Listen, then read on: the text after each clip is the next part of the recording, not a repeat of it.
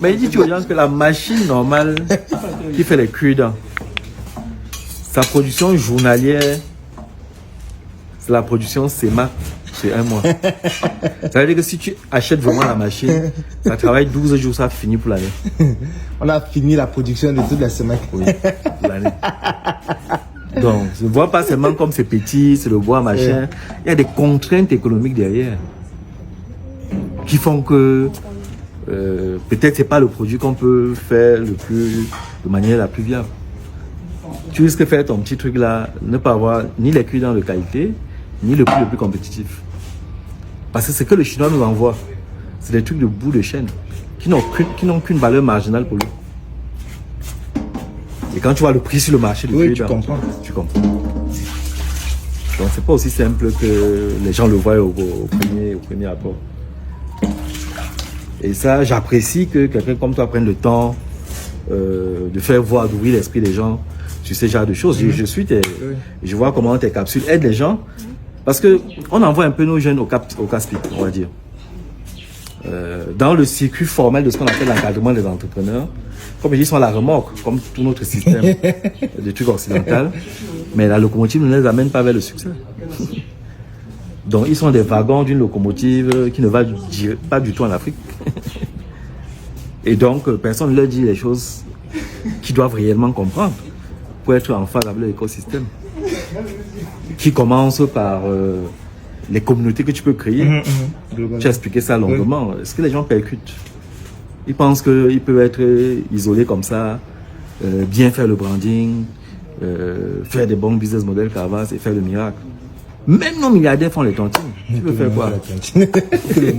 Tu veux créer quoi? Alors, on accuse la banque qui est montée et descendue. Tu te doutes bien que j'ai interagi avec les banques dans tous les sens. Énormément, j'imagine. Dossiers. Et puis tu te rends compte à la fin, j'ai accès au directeur de la banque. Après, je laisse le dossier, je vais le voir. Il dit que l'affaire là, c'est comment? Il te sort donc la réglementation COBAC. Tu comprends que le gars, les mains, en fait, tu lui en veux pour rien. C'est une banque commerciale définie telle qu'elle. Commerce. Dans une zone monétaire qui n'a pas de. Et le commerce dont on parle, c'est import-export. C'est conçu comme ça. Tu viens voir un banquier que voilà, je vais livrer les couveuses. Tu livres à qui? Son ara, il est content. Il attend que tu lui dises donc où tu importes, il te met en place une lettre de crédit. Oui. Tu lui dis que tu fabriques, tu viens de tout gâter. Son système n'a pas prévu ça. Il va faire comment? Parce qu'il devait faire juste une lettre de crédit documentaire avec le fournisseur, ainsi de suite. Il sait que le gars devait faire le certificat d'origine et sur cette base, c'est ça que son ara a commandé, donc machin, tout. Quand tu dis que tu vas fabriquer, tu ouvres tout le champ des risques techniques. D'abord, ça veut dire qu'on doit te donner l'argent cash. Oui, puisqu'il faut que tu travailles. Le film commence à être très, très périlleux. Après, tu as l'argent cash. Il se dit, est-ce qu'il va me réussir à fabriquer? Est-ce qu'on va même réceptionner? Donc, tu n'es pas dans l'équation. Il faut qu'on cesse de raconter des sauts, gars. Tu n'es pas dans l'équation. Quand on fait nos tontines là, tu as des gens de ta génération, des amis. Tu en as qui travaillent à Schlumberger, ils ont de bons salaires, ils sont occupés. Lui aussi, c'est que quand il dépose l'argent à la banque, on lui donne à peine 2-3% par an. Le gars bouffe toujours en dernier. Si c'est la tontine où on vend, il bouffe toujours en dernier et il met même beaucoup d'argent à l'épargne. Oui. Toi, le commerçant, tu en as besoin pour rouler.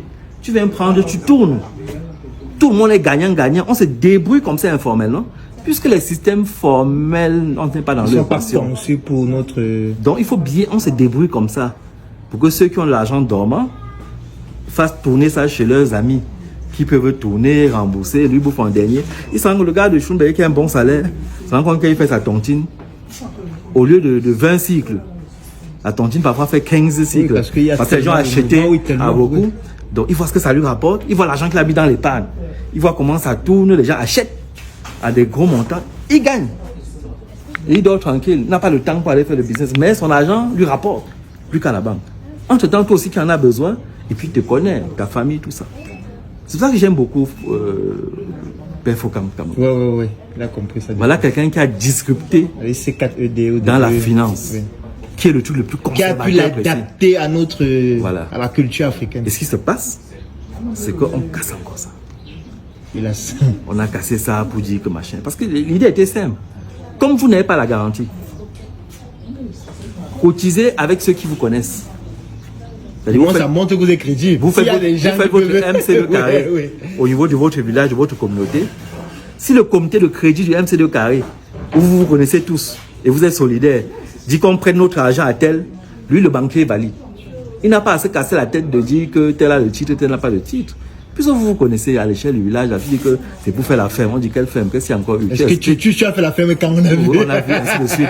On te prête sur des bases claires, on sait qui tu es. Toi-même, tu as ton honneur parce que quand tu vas prêter l'argent, on ne te connaît pas. Tu as fait aux gens au fondé, vous ne vous connaissez pas. Tu commences à faire le filou. Dans ta communauté, tu ne peux pas. C'est-à-dire que vous êtes à la réunion, vos épouses se connaissent, si tu t'amuses. Donc, voilà comment notre sociologie. Et donc, on doit discuter. Même au niveau des assurances, vous avez vu les histoires de paiement journalier, ainsi de suite. Et c'est là où je dis que le numérique encore c'est une opportunité. Parce que si on raisonne selon notre sociologie, si on s'adapte à nous-mêmes, ces gens peuvent avoir l'intelligence de modéliser, le numérique va les aider. Là où hier, c'est peut-être plus compliqué, le numérique va les aider à faire des choses adaptées à chez nous et à être pratiques. Donc, on a tout un combat à faire. Notre combat principal, il est cognitif. Nous sommes africains, on a quelque chose à revendiquer. On a quelque chose à apporter au monde. On doit se construire, se structurer en tant qu'Africain. On doit l'assumer. Ce sera ça ou rien. Wilfried. Ici, c'est le distributeur, le fameux distributeur. Oui. Électronicienne aussi. Wow. Enchanté. Donc sur la couveuse par exemple, elle sera plus en train de faire les cartes électroniques, le câblage, des choses comme ça. Et qui suit un peu le projet. Donc une fois qu'on a eu le jus. Ici c'est un distributeur de boissons automatique hybride conçu pour faciliter la distribution de boissons de manière hygiénique et sans contrainte dans l'emballage. Donc elle fonctionne avec la monnaie. On met la pièce et ça pompe la boisson jusque là.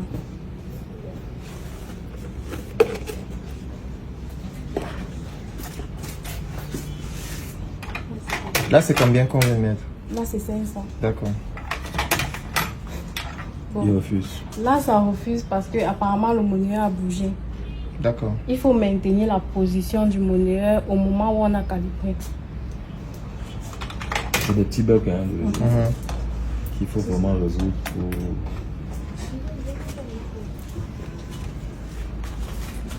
Mais le principe c'est ça. Tu dois mettre ta monnaie et il te sert. Et la particularité c'est qu'il te sert proportionnellement à l'argent que tu as mis. Oui. Donc tu peux mettre 100 francs, oui, 150. Il te met la quantité qui correspond. Il te met ta part, tu sais tout. Donc imagine... Ah, et là ça a pris. Donc, normalement, tu devrais pouvoir avoir plusieurs boissons. Et tu choisis. Et là, on va juste mettre. Voilà, tu choisis la boisson. La signalétique. Voilà. Et il te sert.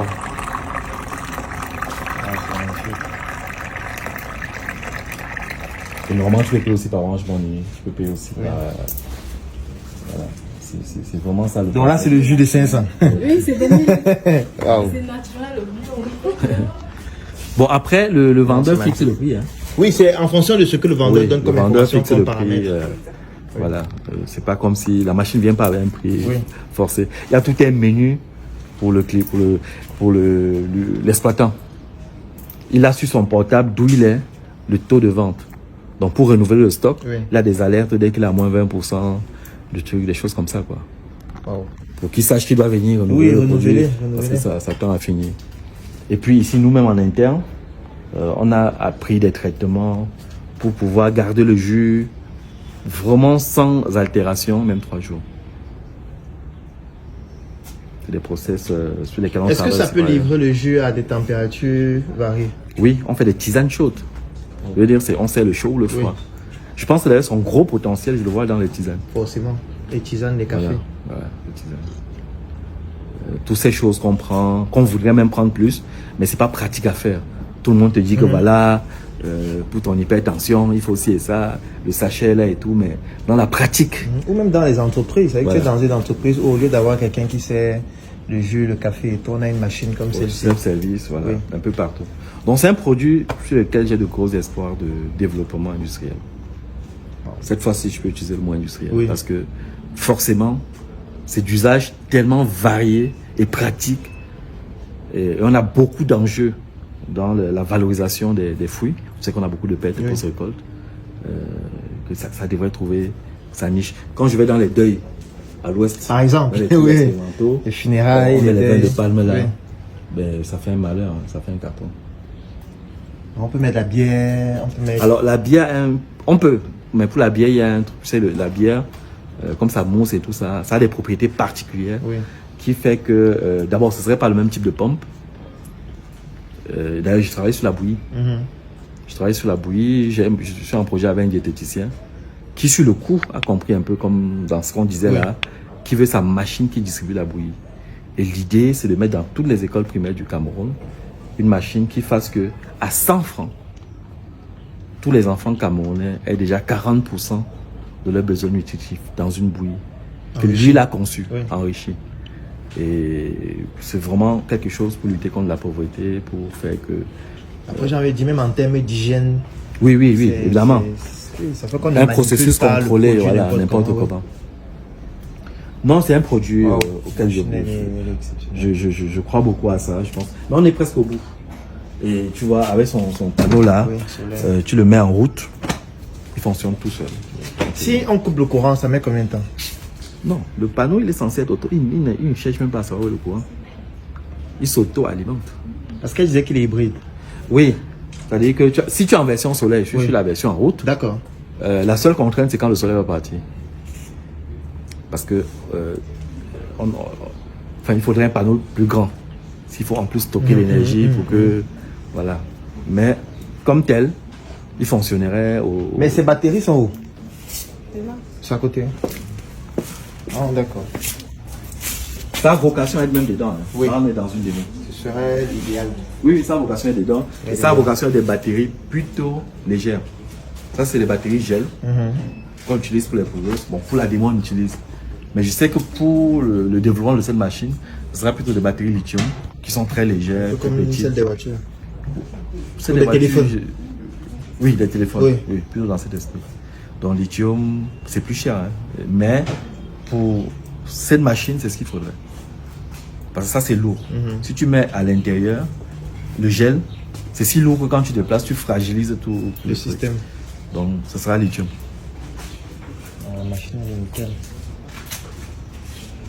Il y a plusieurs formes. Oui, l'ancienne. La machine elle est nickel. Ça, c'est l'ancien. Alors ça c'est l'ancienne. C'est ça qu'on utilise.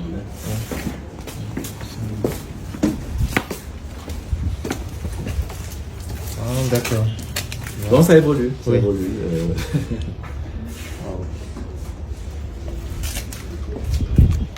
Exceptionnel. Donc, voilà. En gros, c'est Bah, on ça. a fait le tour. Ça, c'est des machines en fabrication. On a un Oui. peu arrêté le process. Sinon, j'ai un magasin de couveuses. Hein. Des couveuses déjà fabriquées. Par exemple, tout ça, c'est des couveuses. Ah, ça les fabriquées. couveuses, oui. Mais j'ai aussi un autre magasin là. Là, c'est les batteries, les panneaux. Oui. Donc, comme tu disais, il y a une dizaine de personnes qui, au quotidien, ici, travaillent avec toi. Oui, ici, ils sont 10. À Bafsam, ils sont 6. Les permanents. Mais du coup, comment tu fais avec les cours? Parce que je vois, tu te déplaces beaucoup. Tu es dans les différentes... Non, je suis dans oui. ce truc, vraiment. À l'université, Si je parce que dois- c'est qu'à l'université de Chang, tu donnes cours? Ou c'est plus le cas? Pas vraiment. Ok, Je suis dans ce projet. d'accord. Mon rapport avec les étudiants, c'est des masterclass, Uniquement. essentiellement. Alors moi, je serais ravi qu'on t'invite à la Startup Academy quand tu peux. Bien sûr. Oui. Bien sûr. J'ai vraiment à partager et Oui. j'ai soif de... Mais après, il faut avoir une auditoire. de gens Oui, qui sont vraiment comprennent, motivés. qui comprennent aussi. Oui, c'est pas la distraction, Oui. on n'a pas le temps. Oui. Il vaut mieux la qualité que la quantité. Quand tu as un panel de gens qui sont prêts à faire quelque chose, vraiment on se donne la peine, coûte que vaille, de prendre de son temps pour échanger avec eux. Ils vont frayer leur voie, mais il faut déjà qu'ils partent sur les acquis de l'expérience, de ce que nous on s'est échiné à, Oui, à bâtir. à bâtir. Ouvrez l'autre magasin. C'est ouvert. Tu as ouvert entre temps. D'accord.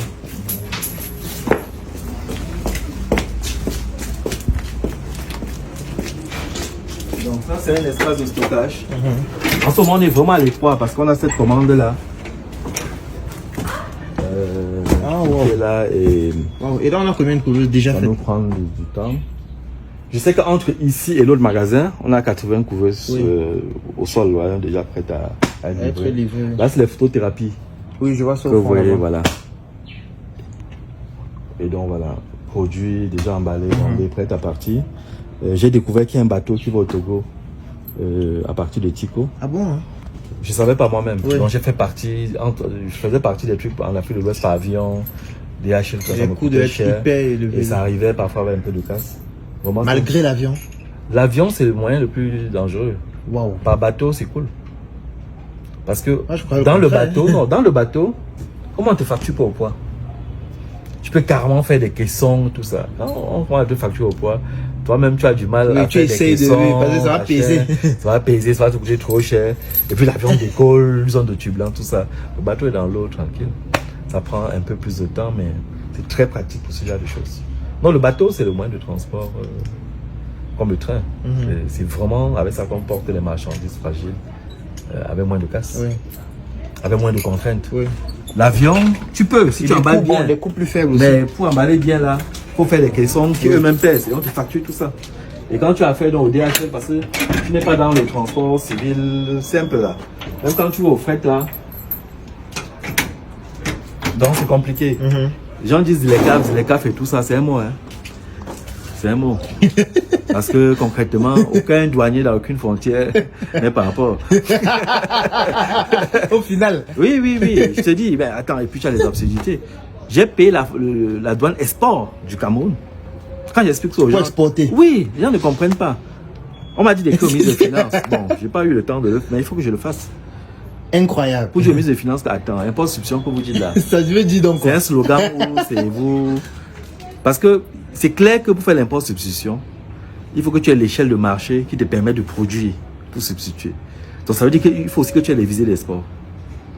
C'est-à-dire même si c'est impôt substitution pour le Cameroun, c'est la perspective de produire et vendre un peu partout. Alors, si on te prend la douane à l'export, donc je paye la douane ici, ça arrive au Mali, je paye maintenant la douane des Maliens, en pleine zélécaf. Tu commandes une carte électronique, une autre aberration extraordinaire. Les cartes électroniques, je vais te montrer, c'est notre technologie. C'est pas un produit catalogue qu'on importe, non. C'est juste que les normes de biosécurité pour le médical font qu'on ne peut pas souder nous-mêmes les cartes. Parce qu'on n'a pas la logistique pour garantir qu'il n'y aura pas des interférences électromagnétiques, pour les faire double face compacte, comme le médical l'exige. Je suis obligé de faire en Chine. Mais c'est notre technologie, c'est nos schémas. C'est juste une impression qu'ils font. Donc quand ça revient, le douanier voit lui-même, il voit mon nom. Il ne devrait pas me demander une douane. Encore qu'on imprime tellement moins cher, puisque la technologie, c'est plutôt les plans que je fais. Je vais imprimer peut-être un lot. Je vais essayer quelque chose comme la dernière fois. J'avais, je pense, 200 cartes qui m'ont coûté $278. Parce que j'étais pressé, je suis venu par DHL. Ça arrive là, on me dit que le douanier a bloqué. Waouh. Le douanier dit qu'il faut payer 200 000. Un truc que, même si c'est la marchandise, Tu as dépensé combien d'euros? il ne veut pas comprendre. On te torture. Tu vas commencer par où? Donc, voilà, on n'est pas dans des États structurés pour promouvoir la fabrication locale. Tout le monde est contre toi. Quand tu essaies de sortir du schéma qu'on nous a donné et que nos dirigeants ont assumé, tout le monde est contre toi de bout en bout. C'est pas facile. Il faut qu'on sorte de ce film. Et après, tout le monde s'étonne qu'on chôme. Mais les gens vont travailler sur quoi? Pour travailler. Le gros gisement d'emploi, c'est l'agriculture et l'industrie. Donc, si vous bloquez ces leviers-là, on ne va que chômer. Il n'y a pas... On va faire quoi? Je veux dire, on va faire quoi? Si l'essentiel de ce qu'on consomme est importé, on est condamné au chômage. Et personne ne semble comprendre. Je t'ai expliqué comment notre système financier n'est pas sur les rails de la production locale. Je te dis maintenant comment même l'import-export est bloqué. C'est compliqué. Et maintenant, trouver les jeunes qui ont encore l'état d'esprit avec qui tu peux construire, ce n'est pas facile parce que la clé, c'est l'équipe. La clé, quand tu es entrepreneur, ton plus grand challenge, ta plus grande compétence, c'est être capable d'embarquer les gens dans ta vision.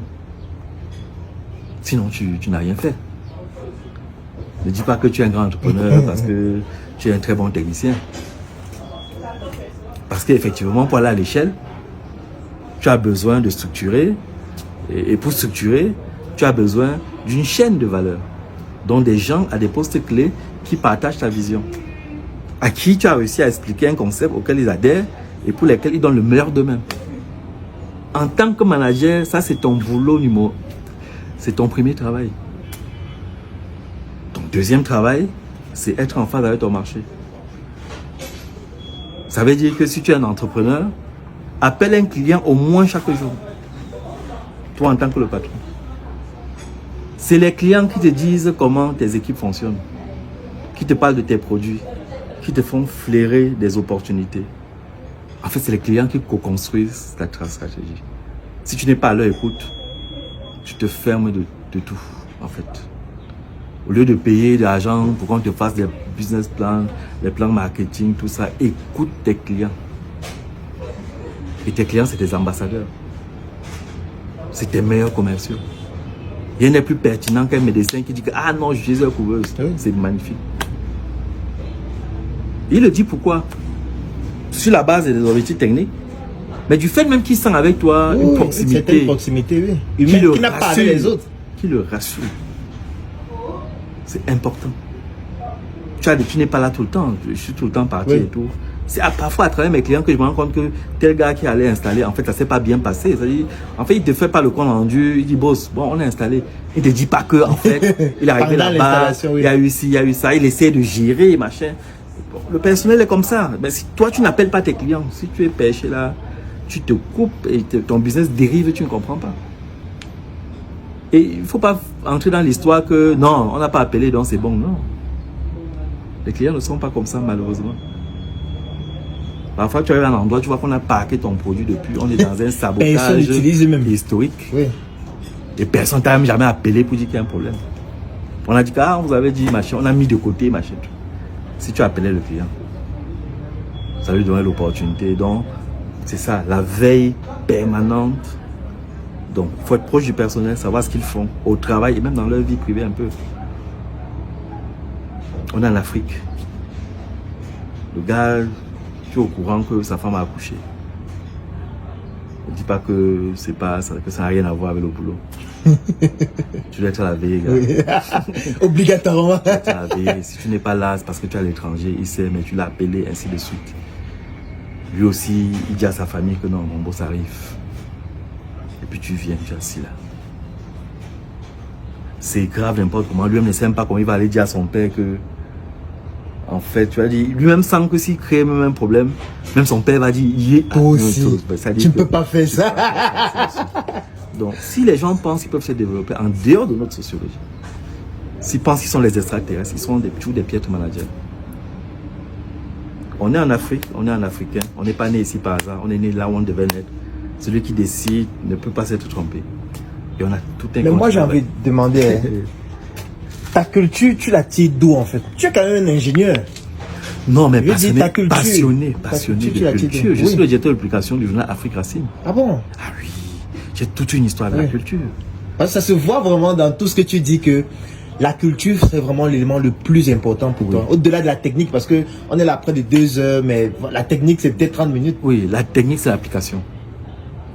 Et les pays qui émergent, c'est ceux qui sont d'abord eux-mêmes, qui ont la dignité de ne pas accepter d'être quelqu'un d'autre.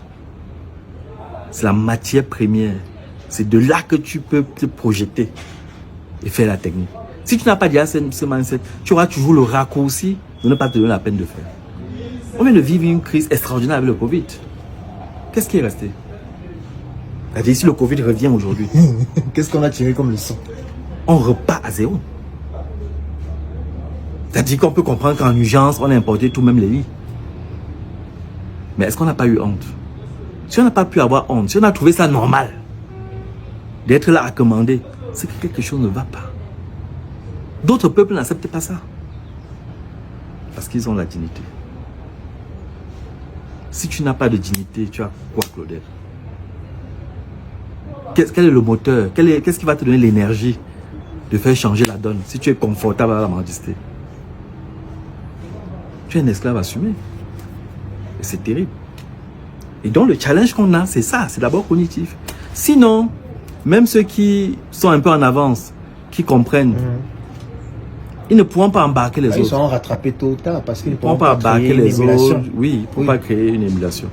Donc c'est pour ça que, excuse-moi de revenir toujours à la culture, au mindset. Quand je parle à mes gens, c'est ça. C'est est-ce que c'est normal? Est-ce que on doit vivre le Covid comme ça, tout importé de A à Z,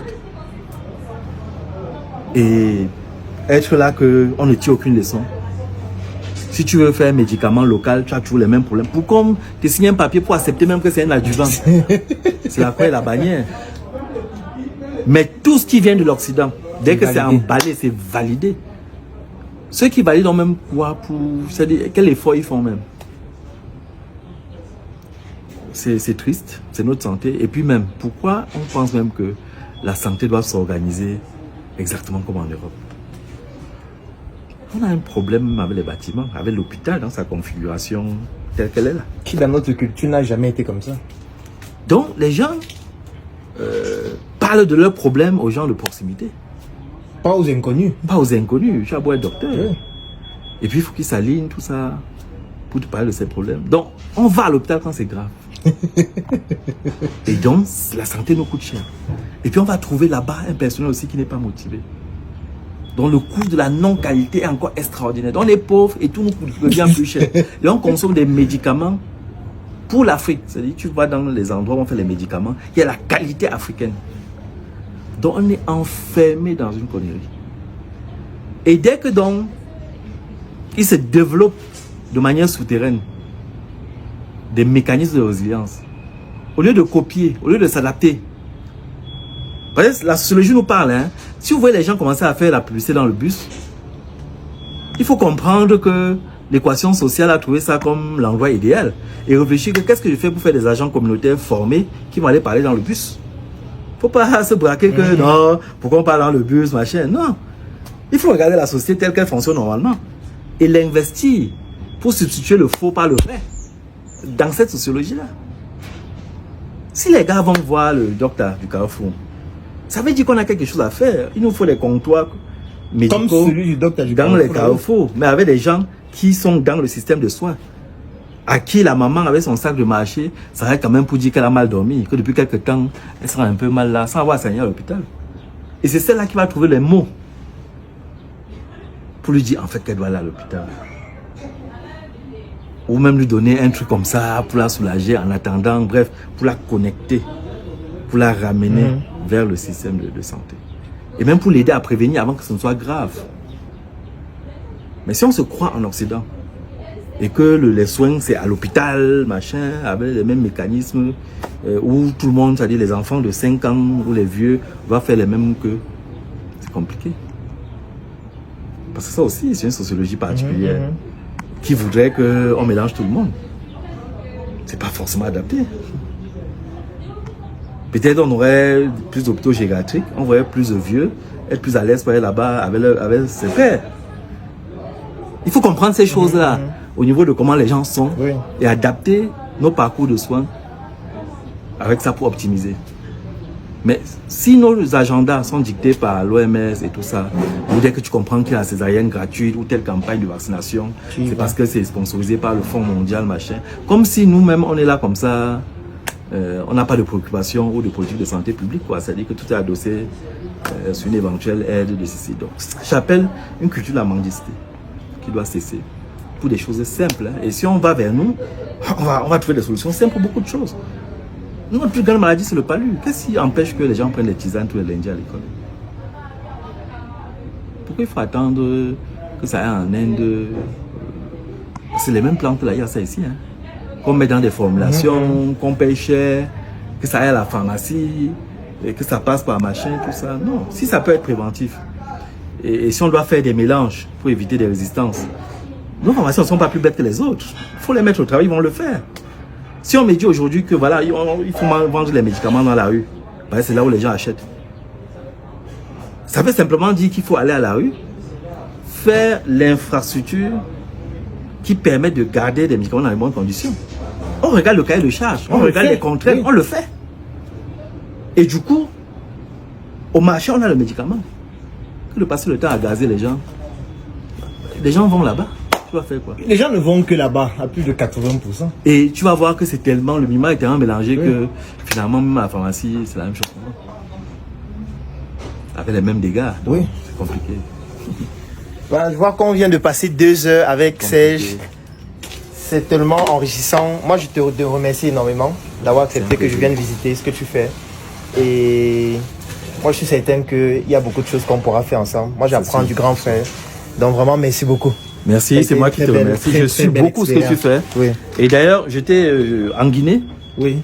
en plein plateau. Je suis passé au Zénith de Coloma. Il y a une jeune journaliste de la RTG, Fatou Fadiga, qui fait l'émission Exemple de réussite. Donc l'émission passée avec Mossadegh, donc je l'ai vu, ça m'intéressait et tout. Et elle m'a dit qu'elle vient au Cameroun.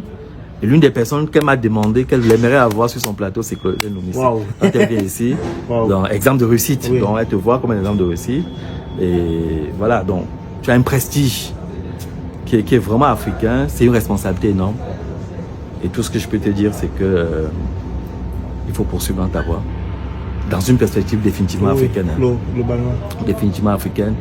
Et peut-être tu as la position pour de plus en plus travailler dans ton coaching la dimension culturelle de nos outils de développement, de nos outils de coaching. C'est très important. Les gens ne se développent qu'à partir de ce qu'ils sont. Le développement, qu'il soit personnel ou collectif, ce n'est ni une greffe ni un make-up. Ça sort de soi. Et donc il faut déjà être confortable avec soi. Sinon, on brode, on fait semblant, on tourne en rond, on est à la surface. Il faut qu'on cesse d'être la périphérie du monde, quoi. Il faut qu'on se repense au centre. En tout cas, de notre monde à nous. Oui, de notre monde à nous, puisqu'on n'a pas le même monde que celui des autres. On doit le voir par rapport à nous et en fonction de nous. La vraie carte du monde, c'est la fameuse carte avec l'Afrique au centre, dans ses proportions gigantesques, qui font qu'en fait, on a tous les leviers. Mais tous ces leviers-là ne se multiplient qu'avec le facteur humain, comme je t'ai dit. Et si le facteur humain est nul, tout s'annule. C'est un truc important, parce que dans les difficultés qu'on a, on s'évade un peu dans des considérations religieuses. Chacun est libre d'avoir sa foi. Je crois à l'universalité de la foi, donc j'ai pas de problème à ce que... Mais les gens doivent savoir que toutes les religions là ont plusieurs manières d'être interprétées. C'est-à-dire le problème n'est pas la religion. Le problème est le discours religieux vis-à-vis d'un peuple. Il se peut qu'on nous vende la religion d'une manière qui contribue à nous mettre dans une position de spectateur. Il faut qu'on sorte de ça. On n'a pas besoin de sortir la religion pour sortir de ça. La même religion peut nous amener à comprendre qu'il y a des valeurs probantes de travail, et ainsi de suite. On n'a pas à attendre une providence qui viendrait je ne sais d'où. Dieu a fait l'essentiel. Et dans notre cas, il nous a mis avec toutes les ressources. Et on doit savoir que, en fait, et j'aime beaucoup le dire, travailler, c'est prier 3 fois. Si tu travailles au bien-être des autres, il n'y a rien de plus fort comme acte de foi. Ce n'est pas juste des incantations. Quand tu cries, tu fais des louanges, c'est bon. On dit quand tu chantes déjà, c'est prier 2 fois. Quand tu travailles alors, c'est prier 3 fois. Donc si on veut faire la religion là, ça veut dire qu'on veut que le royaume promis par Dieu s'incarne ici sur terre. Contribuons massivement en travaillant. C'est pas aller se coucher et se couper de la réalité et croire qu'on fait l'incarnation. Imaginez que vous avez un enfant, vous l'envoyez à l'école, vous l'éduquez, et puis au lieu de travailler, il passe le temps à chanter le nom du Père, le nom du... votre nom. Dieu doit être dans la même situation. De voir des enfants à qui il a tout donné, qui au lieu de travailler parce qu'il a donné toutes les ressources pour travailler, ils sont allés dire à toi la gloire, à toi machin. Vraiment, comme parents, vous serez très déçus. Imaginez que Dieu l'est. Travailler, c'est prier 3 fois, vraiment travaillant. Oui, on ne peut pas être là que Dieu nous a tout donné. Donc il attend tout de nous prioritairement. On est là, on dit qu'on a tout mis entre ses mains. On est là, on dit que à lui la gloire, ainsi de suite.